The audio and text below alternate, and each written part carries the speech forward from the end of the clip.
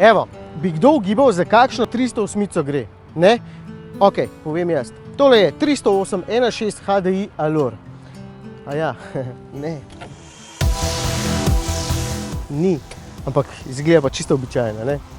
In tak je tudi z boka, samo te 19, nakazujejo, da ni čisto običajen, no, pa ta mali napis GTI, ki ga boste mimogrede zgrešili. No, pa ta barva. Dejansko je edino zadaj malo bolj hud s tema ogromnima izpušnjima cevema, ampak za moj okus je še vedno prenežen. Nujno bi vzel takšnega v tej barvni kombinaciji, da bi potem ob prihodu na parkirišče vsaj dobil občutek, da vozim nekaj posebnega. Tudi znotraj je zelo umirjen, volan je dobil to rdečo nulto točko in napis GTI, no in sedeža sta malce bolj športna. V bistvu dovolj, da lepo objameta hrbet in ne preveč, da bi bila naporna. V bistvu sta odlična. Zaradi njiju in zelo dobro naštudiranega podvozja je 308 GTI za svoj namen zelo udoben in to mu zlahka šteje mu dobro, ker ne utruja, vseeno pa v ovinke zagrize tako suvereno, da boste na cesti zlahka med najhitrejšimi.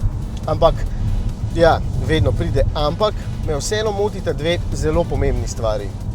Krmilni mehanizem je preveč odtujen, sploh nimam dobrega občutka in zato nikoli ne vem točno, kaj se z avtom dogaja. Podoben problem sem imel že pri RCZ-R. Volan je zelo direkten, podvozje je čvrsto in potem te avtomobil kar naenkrat negativno preseneti in podkrmili naravnost iz zavoja. Predvsem zaradi slabih informacij preko volana, ne zaradi podvozja, čeprav bi malce mehkejše sprednje vzmetenje problem najbrž rešilo, bi prej zaznal, da popušča. Sicer pa je samo podvozje vrhunsko, ne pretrdo in s tole pravo mehansko zaporo z zakonom v obliki. Druga stvar je motor. Gre, leti, vsekakor zmogljivost ni vprašljiva. Od 2500 vrtljajev naprej vleče kot odtrgan in konkretno pritisne telo ob sedež. Je pa zaradi majhne prostornine povsem anemičen v takšnem primeru. Evo, 60 km/h, četrta prestava, takšen zelo vsakdanji primer.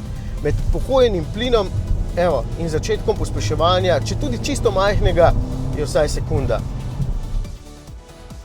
Po drugi strani pa je pri speljevanju stopalka tako občutljiva, da mimogrede poskakuješ in je spet neprijetno. V načinu sport je na cesti skoraj nevozen, če boste pač nekoga hoteli peljati lepo umirjeno. Bo mislil, da ste štorasti gospodič.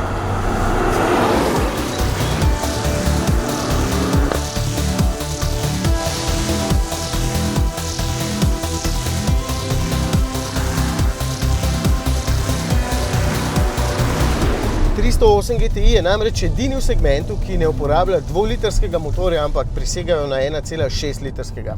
Z vidika manjše porabe je najbrž res malce boljši, dvomim pa, da je kupcu takšnega stroja poraba najbolj pomembna. Sam bi vedno raje vzel večji motor, ker se mu ni treba zanašati le na moč turbopuhal. Tole je najboljši Peugeotov športnik zadnjega četrt stoletja, najboljši približek Peugeota 205 GTI. Mu pa do odličnosti vseeno manjka nekaj motorne uglajenosti in boljši občutek na volanu.